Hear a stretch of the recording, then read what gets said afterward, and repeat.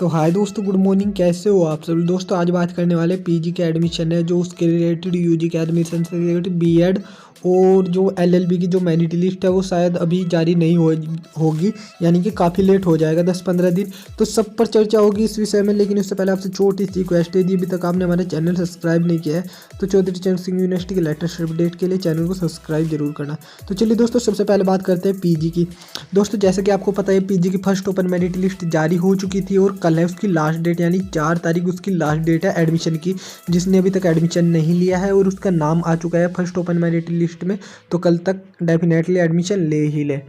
अब बात करते हैं जो बची हुई सीट है उनके लिए ओपन मेरिट 2 आएगी, यानी कि ओपन मेरिट जो 2 आनी है वो 100% दूसरी ओपन मेरिट लिस्ट आएगी।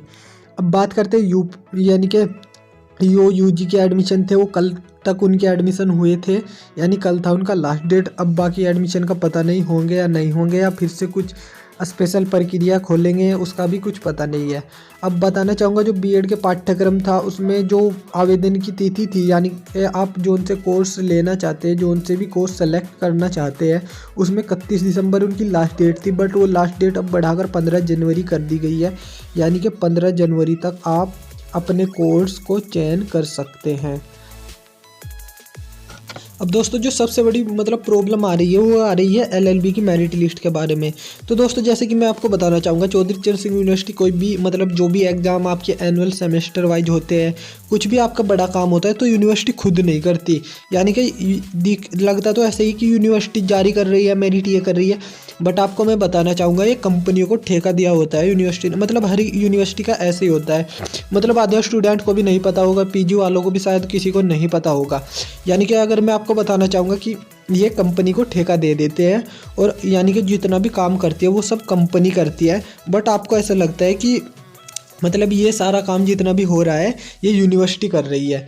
तो हालांकि यूनिवर्सिटी कुछ काम करती है छोटे मोटे, यानी बड़े काम नहीं करती।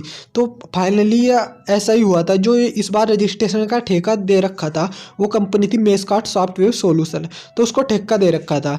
अब बात करते हैं एलएलबी के रजिस्ट्रेशन की। तो जब एलएलबी के रजिस्ट्रेशन हुए थे तो उसमें कुछ ऐसे कॉलेज मेंशन थे कि जिसमें कि मान्यता प्राप्त नहीं हुई थी एलएलबी की उन कॉलेजों में, बट वे भी कॉलेज मेंशन कर रखे थे उसमें। तो ऐसे में स्टूडेंट ने ऐसे कॉलेजों का चयन किया है। तो अगर मैं बताना चाहूँगा कि यूनिवर्सिटी ने कुछ रजिस्ट्रेशन कैंसिल भी किए गए हैं, यानी 386 रजिस्ट्रेशन कैंसिल कर दिए गए हैं यूनिवर्सिटी ने एलएलबी के। और बताना चाहूँगा ऐसे 9 कॉलेज हैं जिन्हें मान्यता प्राप्त नहीं है, बट वे उसमें मेंशन कर रखे हैं रजिस्ट्रेशन पोर्टल में। तो ऐसे में यूनिवर्सिटी का निकाल रही है कंपनी की गलती, और कंपनी निकाल रही है यूनिवर्सिटी की गलती। तो यूनिवर्सिटी ने फिर भी उसे कंपनी को नोटिस सौंप दिया है कि अगर तुमने ऐसे वे कॉलेज क्यों नहीं हटाए जब उन्हें मान्यता प्राप्त नहीं थी। और 24 घंटे में जवाब मांगा है यूनिवर्सिटी ने, उस कंपनी से। कंपनी बता दी है मैंने, मेसकार्ट सॉफ्टवेयर सॉल्यूशन उस कंपनी का नाम है। यानी कि हालांकि इस बार रजिस्ट्रेशन जो जितना भी कार्य था उसी कंपनी ने कराया था, रजिस्ट्रेशन पोर्टल ओपन करने का, यानी कि उस कंपनी ने रजिस्ट्रेशन कराया था। मैं आपको बता दूं, अगर आपके एनुअल पेपर भी होते हैं वो भी कोई कंपनी ही कराती है, बस सिर्फ यूनिवर्सिटी में वो काफिया जाती है, वो काफिया यूनिवर्सिटी के लोग चेक करते हैं। बाकी रिजल्ट वगैरह भी उस कंपनी को दे दिया जाता है। वही सब काम जितना भी पोर्टल का होता है वो कंपनी का होता है। यानी कि इस बार थोड़ी सी यही गलती हुई। और मैं बताना चाहूँगा 386 रजिस्ट्रेशन एलएलबी के कैंसिल हो चुके हैं। ऐसे 9 कॉलेज हैं जिन्हें मान्यता प्राप्त नहीं है और रजिस्ट्रेशन कर रखा है, और लगभग इन कॉलेजों में एलएलबी की लगभग 176 सीटें हैं। अब देख लो तुम, थोड़ा इसमें 10-15 दिन बाद आपकी एलएलबी की मेरिट लिस्ट आएगी। जो भी मेरे से कमेंट करके पूछते हैं तो वो ध्यान दे ले, 10-15 दिन से ज़्यादा का भी टाइम लग सकता है।